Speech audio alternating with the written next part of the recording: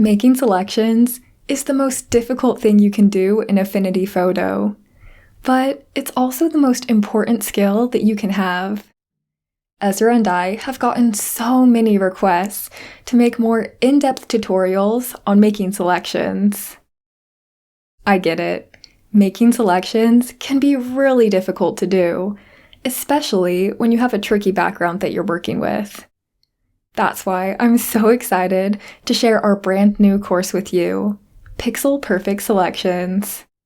In this course, you'll learn everything you need to select any object from any background. To start off the course, you'll learn the basics of selections, allowing you to make perfect selections of simple objects. Then, you'll learn more advanced selection techniques, which allow you to select complex objects.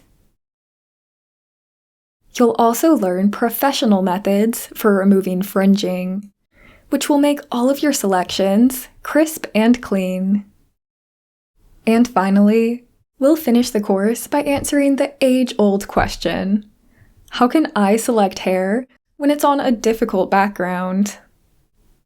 You'll put all of your new skills together and take this photo, which looks like an impossible selection, and perfectly remove the background. If you're serious about working in Affinity Photo, then this course is essential.